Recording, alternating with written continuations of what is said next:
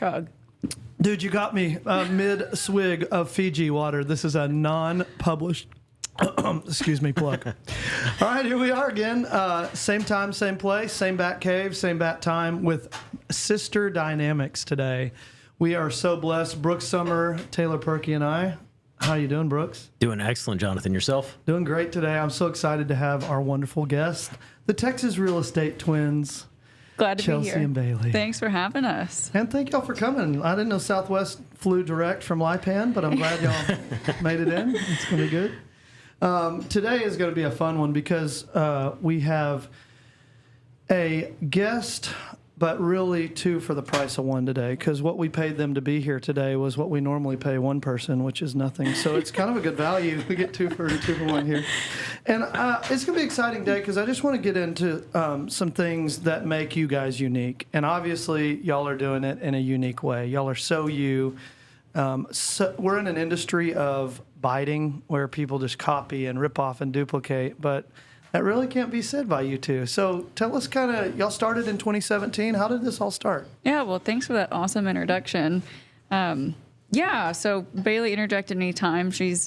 We're good at that with each other. But yeah, 2017. So 2017 was it. And oh, how times have changed. What were y'all doing before 2017? Like what led y'all to? Wandering around lost. Okay. No, we both graduated college and then went into our respective fields. So I got a master's degree. I'm sorry, I did not. Wow, I told you I was going to lie. Oh, shoot. I was thinking about talking about you, and then naturally I talked about me first. Oh, that's fine. So I got a Y'all are going to play like Bailey played Chelsea? Okay. So I got a bachelor's degree from Tarleton. Chelsea got her master's degree from Tarleton as well, and went into our respective fields. And very shortly after being in the corporate world, I pulled the plug on it and said I hated it and quit my job without a plan. Oh, my. And I did something very similar. So I was actually I was using my master's degree in equine reproduction.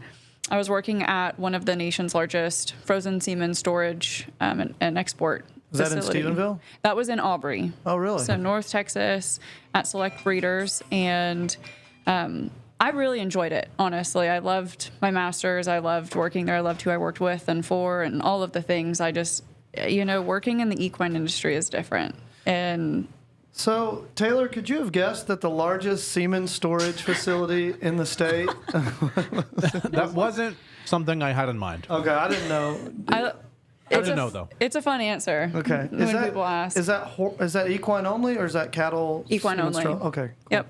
And so I was an export coordinator. So I handled anything that went outside of the country. And so wow. I was dealing with people in different time zones, primarily in the UAE, all over the country, all over the continent, or not continent, sorry, world, really, primarily outside of our continent. So Wow. it was a lot of paper pushing, and I was very hands-on getting my degree. So I got honestly pretty bored. Yeah. I didn't want to sit behind a computer. I love that. I mean, a lot of people don't realize how far semen can travel from horses. Please don't use that one as the Instagram reel this week.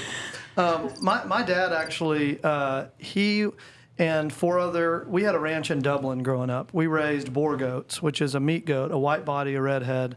And my dad flew to South Africa in 96 or 97. Wow. And we had boar goats here, but they were all from New Zealand in America. And so they found out about a big, hefty meat goat in South Africa. And so my dad flew over there with the 4 other ranch owners with us from Dublin. And they brought semen straws back of South African boar goats. And now in Texas and America, we have South African boar goats. But my dad was one of the 5 men that brought them to America. So That's so That's pretty cool. awesome. learned about semen straws at a young age. So Yes. a lot of people are probably laughing, like wherever they're sitting there talking about semen. I thought I didn't know what this podcast was. Which is like strangely comfortable for me to do. Yeah, me too. So. Yeah, that's so awesome. And so you studied this, and you thought this is where you wanted to go, but then once you got in it at a very high level, you found yourself bored. Talk about that. Yeah, I was bored. I was sitting behind a computer. It was very repetitive. It was highly, highly detailed. So I had to have a lot of attention to detail. You had to be very careful. Some of these genetics we were dealing with were from deceased animals. And so if you drop a frozen semen a frozen straw of semen, it would break. You couldn't use it. It wasn't viable. You couldn't sell it. And if this animal's dead, well, you just cut into the inventory. Or if you didn't do something right on the export paperwork to get it into the country you were intending to get this into. My goodness. Well, your liquid was in nitrogen. limbo. Yeah, it was in limbo, and then your nitrogen runs out in your shipping container, and the semen thaws, and it is also ruined. So there Which is was an expensive mistake. I would very think. expensive mistake. There was no room for error, and so I enjoyed that. I've always wanted and enjoyed working under pressure, but it was the same thing every day. And I was always traveling back to Granbury to see Bailey. She was just married, and it was like the second time we were apart. The first time was 3 years in college, and I was like, man, we had just got back together for our last year in college, and then she got married and moved. I was like, dang it, dang husband, how lame is he to pull my sister away? And Well, then we found each other traveling 2 hours every weekend Yeah, and to so it sleep was on like- each other's couch just to see each other. So Were we y'all knew. both at Tarleton? Did y'all both go to Tarleton? I only did my senior year there and graduated from there, but Chelsea did her entire college career at Tarleton. Where else did you go? Midwestern State University in Wichita Falls. Cool. Okay. And that's where y'all are from, right? It is. Hometown. So, talk about growing up. I call it Wichita Faucet because when I used to play golf tournaments there, I realized that the waterfall actually can be turned off and on. Yes. And I was like, They're not real. is it really? That's Yeah. hysterical. So, yeah. Talk to us about growing up in Wichita Falls. What was that like for y'all? You know, I guess normal. We don't know any different. We were It's like this. It's a big town that has the smallest Small town town feel. feel. And and our parents were business owners for 30 plus years before they finally retired a couple years ago. And so What did they do? they were locksmiths and owned a commercial lawn and garden equipment company. Oh, cool. All right. So we grew up putting together zero-turn mowers, weed eaters, chainsaws, making keys. Yeah, it was a lot of fun. Taking out a lot of trash. Just Yeah. very, very luxurious. Yeah. You know, have y'all sold real estate in Wichita Falls? Living here, have you gotten the honor of selling in your hometown? We We have. have. That's pretty neat. Yep. We just closed a bigger ranch up in Bowie maybe 30 days ago. Yeah. That's really cool. So we still dabble in, know, but Wichita, Clay, Jack County. But What's interesting is Wichita Falls has their own MLS. We're on Netris, and it includes Wichita Falls, but Wichita Falls has their own I did not system. realize that. Yeah. Yeah. So as a farm and ranch agent, that's one of the most interesting things to me is how MLS is structured. Yes. And we can get into that deeper, but it as a farm and ranch agent, there are certain things about how that's structured that make it extremely difficult, and how, just like commercial, it's handled differently because of the structure behind the curtain that your consumers don't know about. Dude, that is so weird. Wichita Falls is not big enough to have its own MLS. No. Why is that? It's so crazy. It's so limiting for those folks because, Yeah. the kind of real estate that's transacted and the amount of agents that, people come from Fort Worth to Granbury. People Oh, yeah. are spreading out now. We're not just staying in our one little tiny towns. And so I feel like those agents in Wichita Falls are really at a Disadvantage. a bit of a disadvantage. So do they have from- to join? I guess they would join Netris as well. Some of them have, not all of them have. man. And I'll tell you this, the majority of what I've seen, most of them don't use Netris. They really just use their one little MLS. So growing up there, do you remember the population when y'all were there? 120,000. Is that what it was? Okay. Do you know what it is now? A lot more than that, I think. Yeah, bigger. Yeah, bigger. Kind I of mean- like everywhere in Texas right now. Yeah, for sure. So y'all are headquartered now in Lipan. Is that right? Is that where you can call home or? Well, I guess it's a good time to let the cat out of the bag. Oh shoot! I don't have to. I'm not trying to force anything. Like, did I just bring something up? plot shoot. twist. Yeah, so we have historically had our brick and mortar in Lipan, but here in the next 30 days or so, we will officially have our headquarters in Granbury. Oh, Oh nice. my gosh! Yeah, that's awesome. Yeah. We're That's excited. awesome. Y'all kind of hadn't announced that yet. I didn't mean to like. No. Okay. No time like the present. Okay, so, good. Yeah. When is that going to happen? I'm hoping by the beginning of September, we're going to be slinging contracts out the front door. Okay. So, Very Bailey and I are closing? going to have cans on each side of our office wall with a string tied Oh my to God. so we can talk to each other. What y'all don't know that are watching this, we had to spread them out just a little bit for the camera angles, and there was like, you thought we were cutting an umbilical cord or something. They're like, no, too far away from my. I think there's a song. She's so Far away. Yeah, I'm not my going to God. sing it, but there's a song Oh about my that. gosh. Let's go to the chat. So Chamberlain Smith says, "Congrats, you guys. That's so Thank cool. you. So thank you, Chamberlain." Jason Breitenstein, also a co-host, but because there was 2 guests today, he lost his seat to Bailey, not Chelsea. Yeah, of course. Yeah, It's always Bailey. We It's love the you, better one to Jason. lose a seat to. He says scandal. That's so funny. So if you're watching this live, thank you guys so much for watching this live. We are live on YouTube at The Infinite Agent. If you have not subscribed to the YouTube channel, you can do that now at The Infinite Agent. We're also live on Facebook. So let us know the city and state you're watching from. You got another congratulations there from Candace Roberson. So that is so cool. People love it. Candace. So I guess Yeah. it was a good time to announce it. Yeah, perfect. You know, I think about you guys consistently were like in the top 5 teams from Texas, New Mexico, kind of our region. Where's our region go? Texas, Memphis. yeah. Like this whole Memphis, New Mexico, Texas, North Texas. Y'all are top 5 team, top 5 team, top 5. How many members on your team? You're looking at him. Seriously? So y'all are SEAL Team 2? Like, I like it. I'm small taking but that. mighty? Yeah. Yes. Okay, Yep. so holy cow. I didn't expect it to go there. So was it that because of just the ranch and the fact that ranches are a higher price?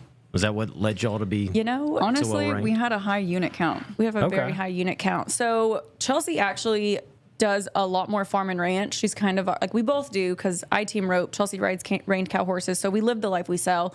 But I actually do a lot of development property and work with builders and developers. And also I have horse properties and things. But Chelsea's more of our farm and ranch gal. And so because of our development angle, we have a high unit count. We do a lot of transactions. Because of development and builders and selling subdivisions. Okay, so talk Okay. about that again. So you just said Chelsea's your farm and ranch girl. Talk about that.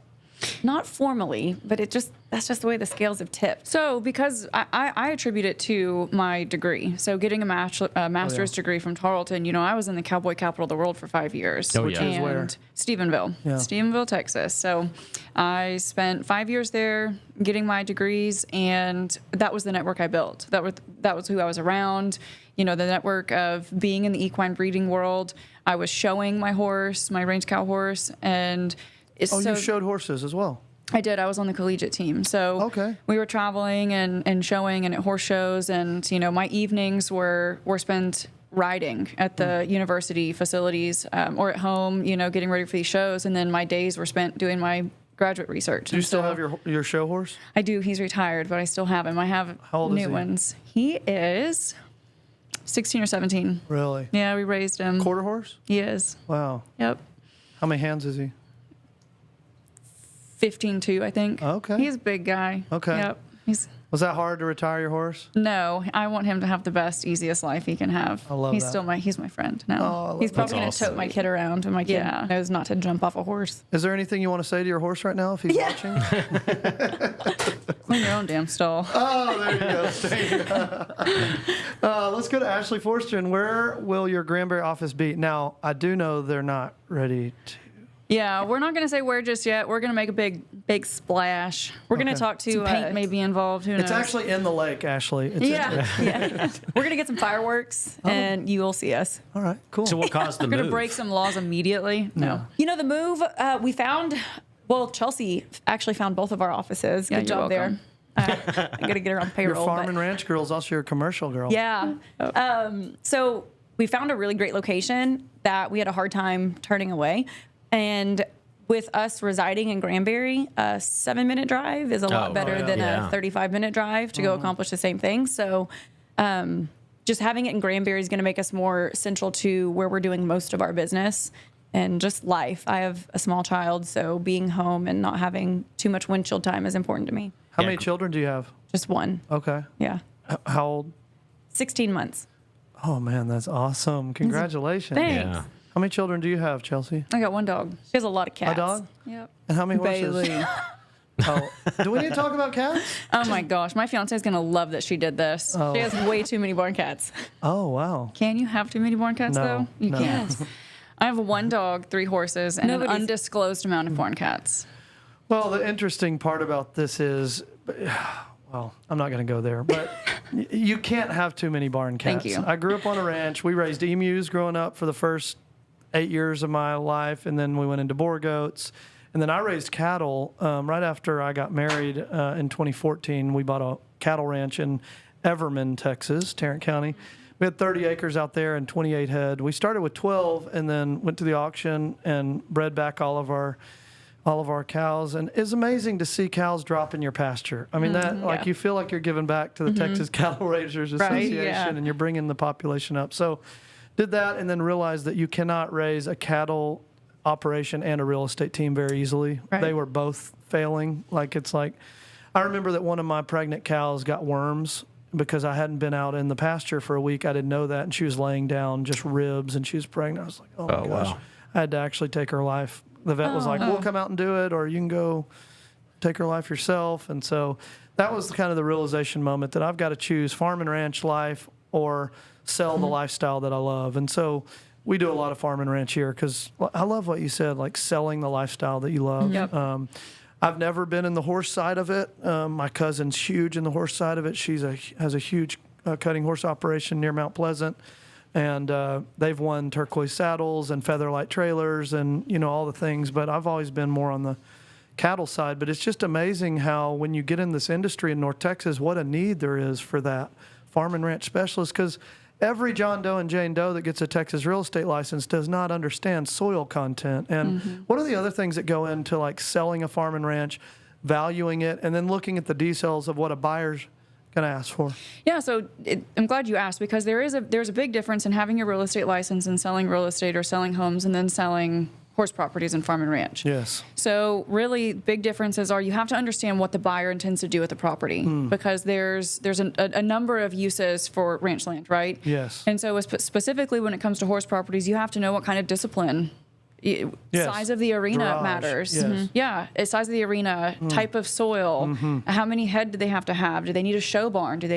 Are they going to be breeding? Because that's a mare motel, that's different. Do they need foaling stalls or do they need show stalls? So there's a difference in making certain that you understand the client's needs and finding a facility that actually fits their needs if something is in existence, or is the land conducive to develop it? And I always, and it's kind of morbid, but I try to make it funny. It's like, you're not going to die here, right? So we have to always think about resale. And so we're looking at what is going to yield a return, what is going to be easy to sell. Because I always tell people, you're going to call me and you're going to say, hey, it's time for us to move on to the next thing. And I don't want to dread that phone call. So we have to do it right. We have to buy the right place. I want to sell this in the future. And so we don't just sell anybody anything, because at the end of the day, buyers' success in a property comes down to, can they live the way and function and work the way they intend to do so on this property that you're facilitating. So, man, that's so good. The chat's blowing up. Let's go to the chat for a minute. I got to scroll up because there's so many. Thank you for all these comments. Granbury is booming, says Alec Gissner, and that is so true. I told you ladies off air, but in Brooks, we were talking about this. I had a condo. My parents had a condo at the lodge at Granbury growing up. We never thought we'd say Granbury's booming, but we are in a stage now where there is a high five interchange intersector in Crescent leading you into Granbury now. I mean, it looks like Plano in Crescent now. Some of y'all saw the post, but Landman was filming on that high five this week on the new highway, and it's blowing up. You posted recently. What's the title of Granbury? It's the 13th best little city in America. It's one all of the America. Yeah, and so I've helped a lot of people relocate from California to Granbury, mainly people that would be conservative, because that's what they're looking for. They're leaving an area where they're not finding that. Right. They're trying to come and find sanity. Yeah. And so Granbury's just been an excellent place for people that are relocating that don't necessarily have to be in the city center, because the value you get for the houses that are out there, acre, half-acre properties, the finish out is immaculate, just level 5 granite on a lot of stuff. And so I just see it as the best bang for your buck, low tax rate.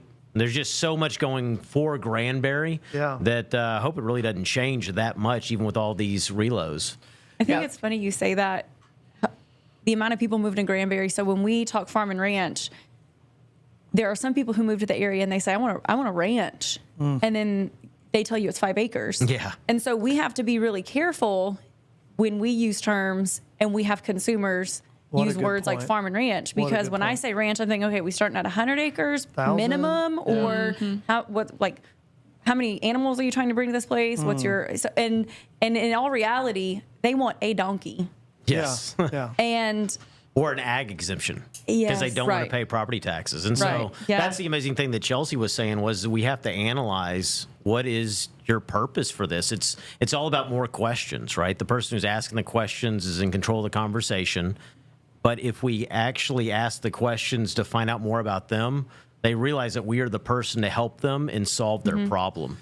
Yeah, this is a good point, and I love Julio Lara says these girls are rock stars for sure. You want to He's shout out? awesome. So good. Travis Fleming says Jonathan throwing out terms like he knows horses. Love you, bro. With this laughing emoji. Travis, thank you so much. Travis lives down there on Tin Top Road and off the Brazos there, and I won't give his address out. Yes, I will if you say something like that again.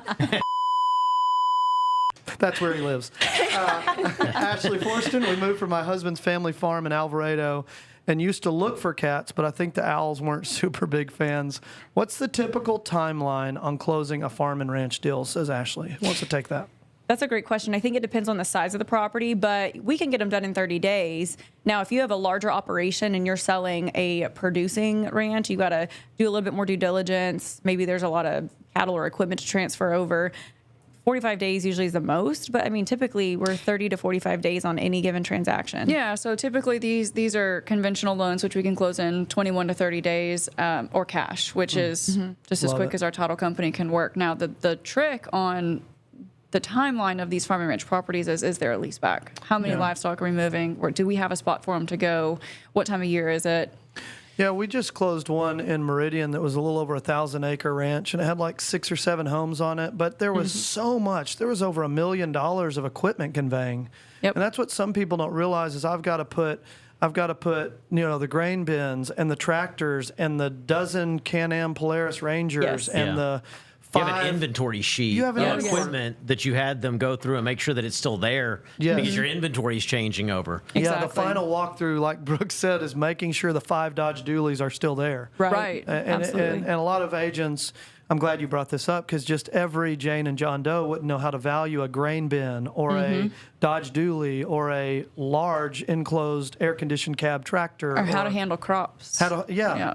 Well, yeah, and also this one had trophy deer, like 200 head of Yep. trophy deer. So how do you put a value on a 218 point whitetail? Right. You know, Exactly. and 60 of them. And so it got very intricate, and there's more negotiations involved. And it's also funny because you can really, really ruin someone's life by not being the agent of choice. Oh, Absolutely. 100%. And I think that's on any property type. Yes, You know, 100%. and I could go down a really deep rabbit hole on that, but I think that, like we talked about earlier, just having a license is not a license to sell anything, and some think that it is. Yeah. And there is a code of ethics I think you need to adhere to and make certain that you stay in your lane of what you're good at. Man, that's And a it's good a message. practice. So, like if you did have a client that you liked, had a great relationship with, you have to partner with an agent who's a specialist if you're not in that area. Yeah, man. Because Right, you can right. still learn, you could still start to figure it out so that if that's something that you want to get into, but you're 100% right. It is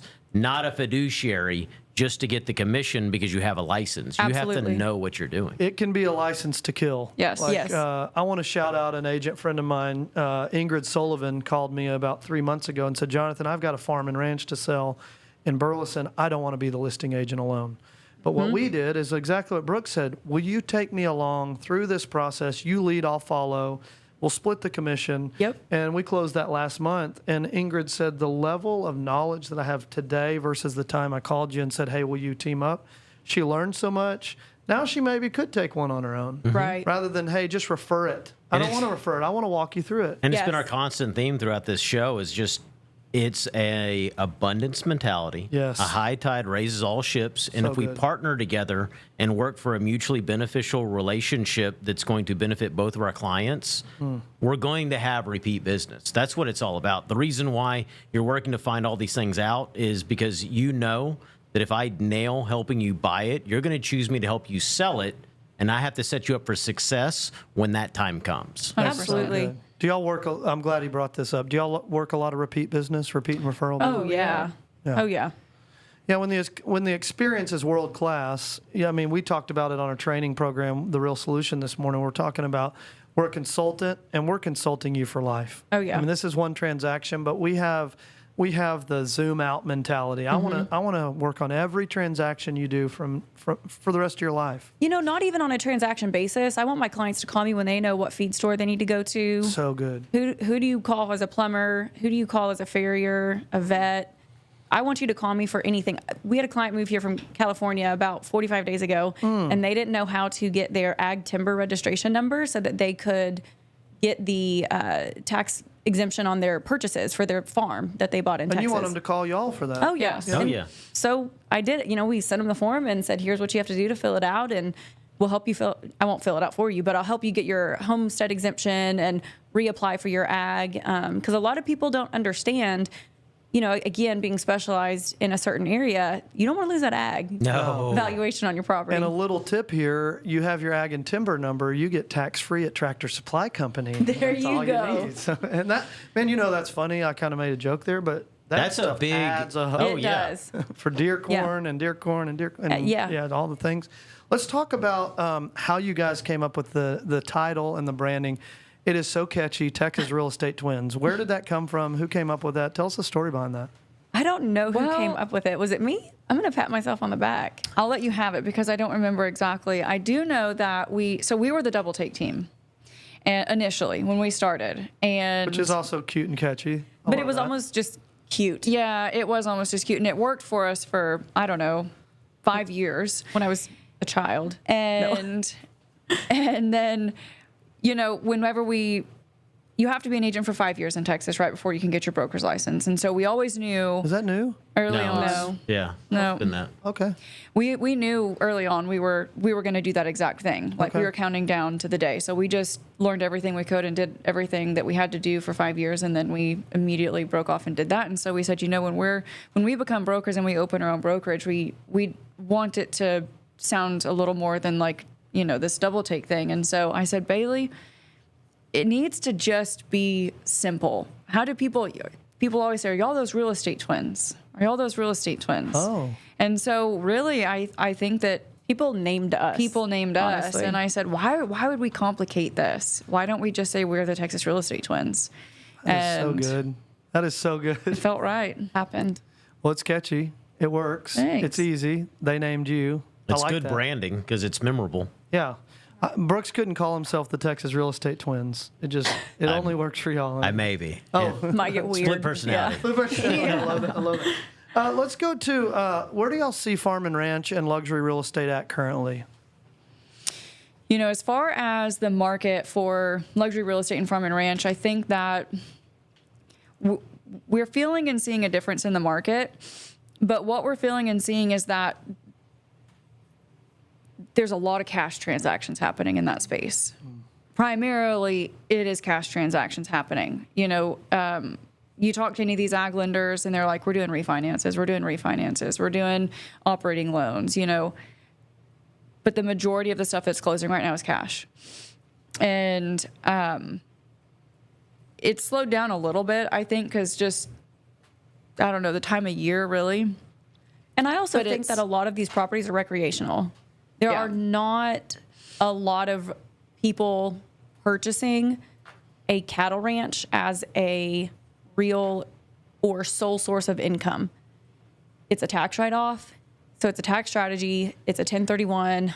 They're buying it to put some money there, and because of the price of property taxes, because the price of land, it's really put a lot of your large land purchases into a category of recreation almost. So, you know, a lot of your true cattle ranchers, they're aging out and they're leaving their land or selling it. They're leaving their land to family members or selling it. And so the price, when that happens, it's either the folks that are going to inherit, they work in town. They Yeah. don't know anything about cows. You know, they left the farm that's- and Yeah, it's not so much that these places, at least in our region where we're not selling properties where people are making their money off the land. Right. The price of land has gone up so drastically that you can't really make your living off of it anymore. as So crops. it's more, crops or even raising cattle. Well, cattle got so expensive because of the drought. So now's the time to actually be in cattle. And if you had sold your cattle, it's almost impossible to buy back in Oh, they're to so the position expensive. where you were whenever the drought was happening. Yes. And then I think it's an interesting interplay because if someone inherits a ranch, you could help them develop it and then Right. turn it into like a housing area if it wasn't something that they actually wanted to do as a ranch continuation or sell it to another rancher. Yeah, that's a really good What point. we see mostly on these properties is it's more like experiential living. People want to come out here. They want to have the land. They want to have the wide open space and the big skies, and they want to have a cow in the pasture, and they want to have the horses. But it's more about the experience of the lifestyle. They're making their money outside of the industry, which is Right. great because they're still spending money in the industry. I just saw a question in the chat, Joe Ellen. How do you get an ag exemption on a new build with 30 acres after getting a homestead exemption? I was told you can't have both. You absolutely can have both. It's very important that that property is surveyed appropriately. You can homestead An acre. an acre to 2 acres. depending on the county. Yes. And if the property did not already have an ag exemption, then you have to either prove that the property has been used in ag. And Joe Ellen, I can help you with this. You can text me.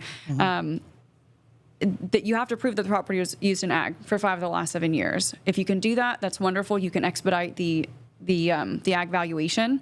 If it has not, then go ahead and make the application, start proving ag use, and then wait 5 years. Yeah. Takes 5 years to get the ag exemption? You Yes. have to have ag use for 5 of the last 7 years to get that ag Or you exemption. can prove that. Or you can prove it in arrears.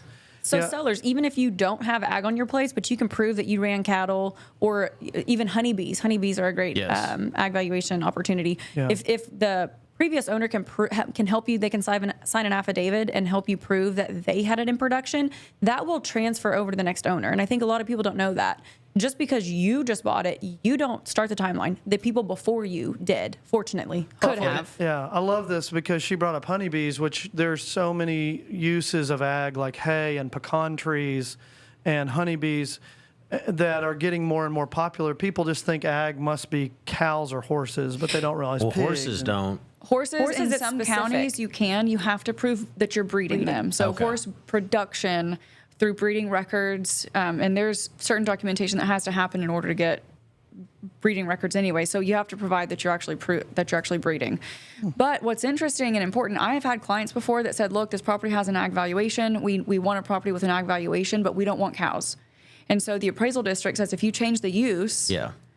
Rollback tax. then you could, so it's important. So if these clients in particular, we had to make certain that if the property had an ag valuation based on cattle production, that they also had hay production as an option, such that we could drop the cattle production and maintain their ag exemption by producing hay. Could Because they the get valuation is different. Yes. Valuation's different. And so Could they get around it by leasing cows or having like leasing their land out to someone to have cattle on it? they could if they wanted to. My guys they didn't want to. because I of said, the why don't y'all just get mess? 2 cows? They're like, we do not want to deal with this. I'm like, That's really I hope you interesting. love hay. Yeah. So well, you've seen some counties where horses have to be bred for the horses to count as ag. I didn't realize that. Where is that? Do you know? Really anywhere. Yeah. I mean, that's a Texas rule. They don't really So love horses being the ag exemption. They don't. You can't have a barn full of geldings. You have to be able to prove that you are breeding and selling Oh, really? horses and babies. A breeding facility, yeah. Okay. A breeding facility to some extent. So if Not you necessarily wrote- a facility. You can breed. So Well, like I say you can facility loosely. Well, you have to have breeding records, and you Right. have to have that to get your horses registered with these breed associations, anyways. I've never run into this, but if you just have an arena and you barrel race or you rope or that arena on 20 acres, that's not ag? Insufficient. They will measure your arena and take it out of the available acreage. I did not realize that at all. Ask me how I know. Okay. Wow. So is the arena ag? Nope. No. Really? Okay. They'll pull it out. So, like you've got 10 acres, your homestead would sit on 2, and your arena is maybe an acre. They're going to take those 3 acres out, and they're only going to give you a homestead on the remaining land. Oh my. Or, no, I'm sorry, Or the ag ag. valuation. Yeah. Yep. Another great question. If a property has an ag valuation, somebody else buys it, they don't want to continue the ag, they don't have ag use, what happens to the taxes and who pays it? Well, the ag valuation goes away, and the property there will be fines and rollback taxes assessed. So the difference in what was paid will be subtracted from what should have been paid based on a full valuation for 5 of the last 7 years. The difference is due, as well as some penalties. At time of sale? Well, no, if you change At the new use. value- at the new yeah, valuation. At the So end of the year. typically, if ownership changes, so this year, if you buy a property with ag, so they call it ag exempt, but it's really It's an a ag misuse. valuation. It's an ag valuation. So if you buy a property it's usually April of the next year, so between January and April, you have to reapply. So it will remain with that ag valuation through the end of the year. It's at the new year when they see the ownership change that you have to reapply.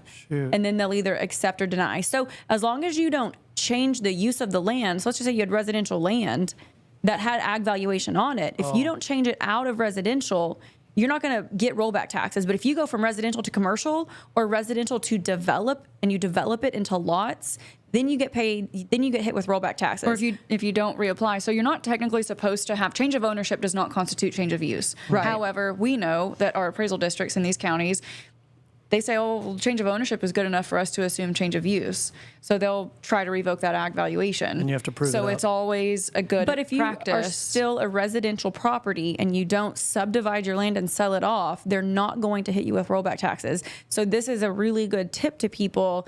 If you own a large piece of land and development is in your future, speak with your county assessor's office before you do anything. But I know in Hood County, if you just remove the ag valuation and you just say, I want to go back to paying regular tax basis on my land, you're not changing the use and you're not going to get hit with rollback taxes. So if you as a property owner know that a sale is in your future in the past 5 years, you can make your property more attractive to a developer if you go ahead and remove the ag, and then because you're going to limit the amount of rollback tax they have to pay. The buyer pays that. Mm-hmm. And it's an estimation because you don't know what they're going to hit you with. Right.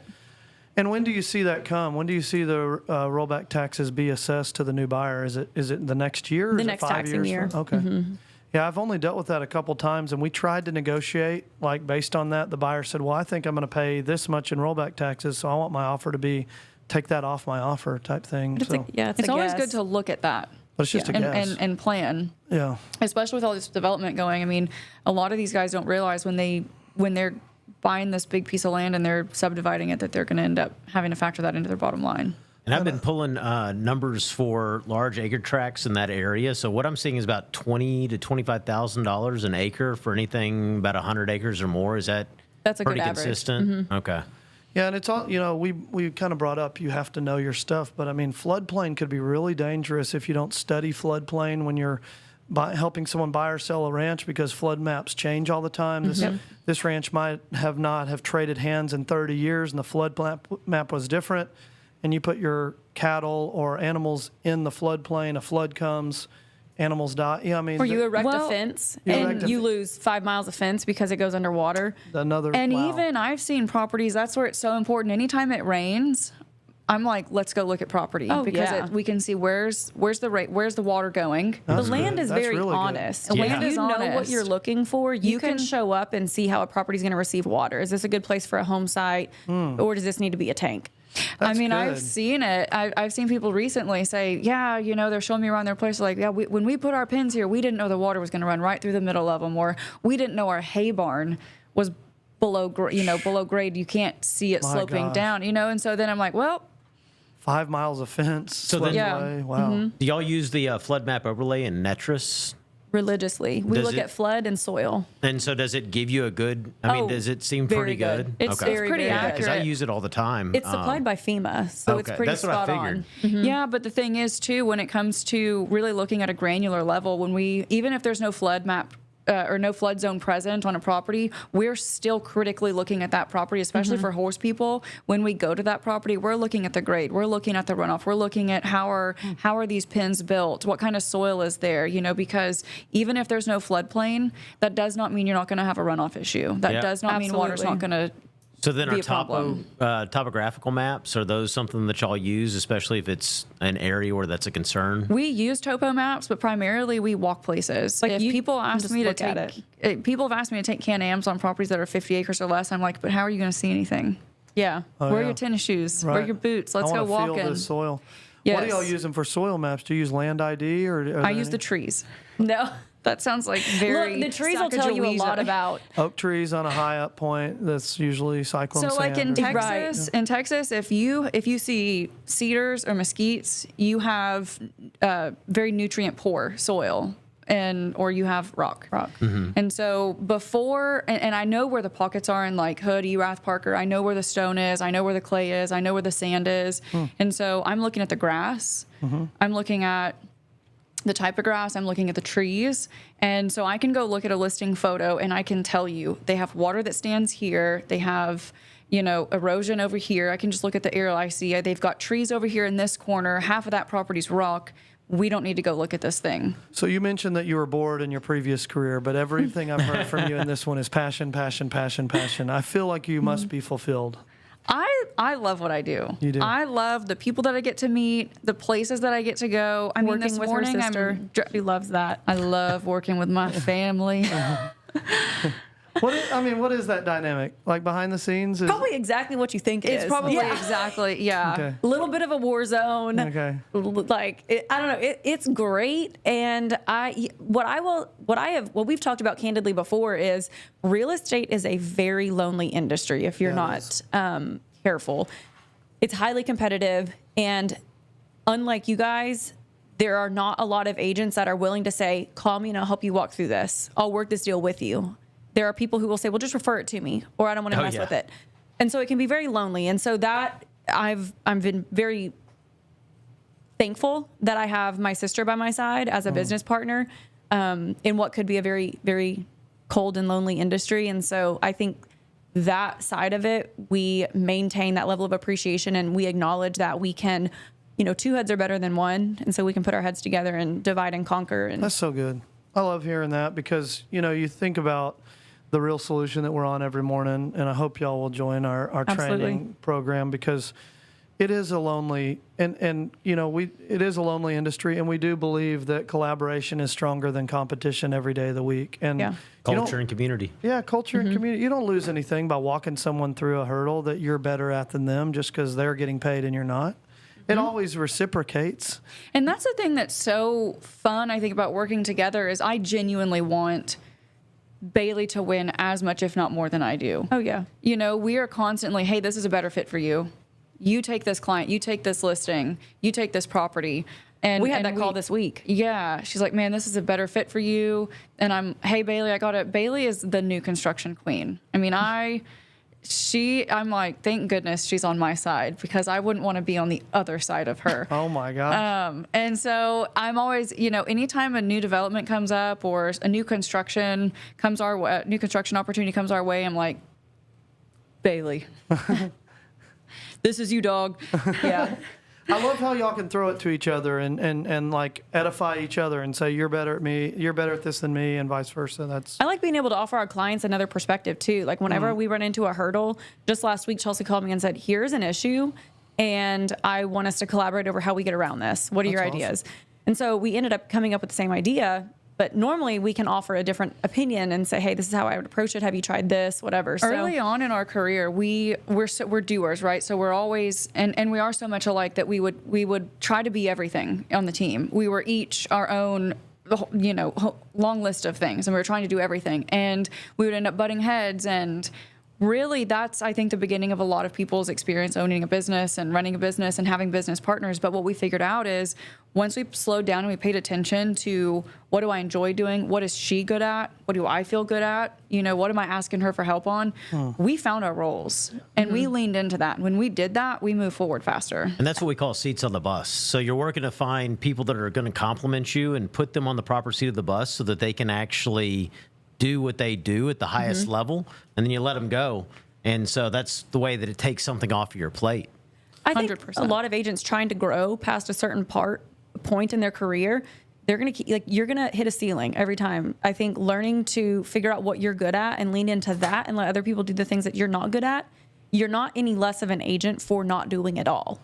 Do y'all want to give a shout out to your husband and fiance? I'm happily married to my husband, Brian. He should have hopped on. I gave him the thread. Do you want to give him a shout out? He better give me a shout out. Oh, okay. I haven't seen. Yeah. I was waiting to see if either one of them was in here. but- Actually, you know what? He better be working. wait, are y'all going to get into spouses selling houses, or are they kind of? No. Spouses No. selling. So you know what's funny? My husband's a farrier. He's a horseshoer. Oh, okay. And so when It is I was, complimentary then. yeah, I mean, every place he goes is a horse property. Don't act like I don't. Now you see why she said, Yeah. "I want people to ask who's a good farrier." Yeah, Okay. yeah, right. All right. Yeah, no, my husband, I was lost when I, wasn't sure what I was going to do before I got into real estate. And I told my husband, I said, my parents had a business together. I think I'm going to work with you. And so we had a crippled horse. He had pour-in pads, wedges, and obviously shoes on top of that. And he's a stout human, and he had to put his body into, pulling the shoe off. And he goes, okay. He gave me the horse's foot and said, pull the shoe off. And I couldn't even stand there We long actually enough. have this footage. Taylor, roll the footage. Yeah, seriously. So really quickly, I was like, all right, scratch that idea. I'm not going to work with my Oh husband. my gosh, I would have loved to see that. Yeah. Let's go to the chat real quick. I can't believe we're already at the end of our episode, but an hour goes fast. Michael Simmer says Texas talk, quote unquote, tank equals pond. Yes, thank you. Yeah. Yep. Paula Matlock says Mama says hello, double exclamation point. Hey, Hello, Grammy. Mom. That's so sweet. And then Ashley Forston says, not me and me of my real estate friends thinking farm and ranch could be easy, ... Let me just refer anyone to y'all.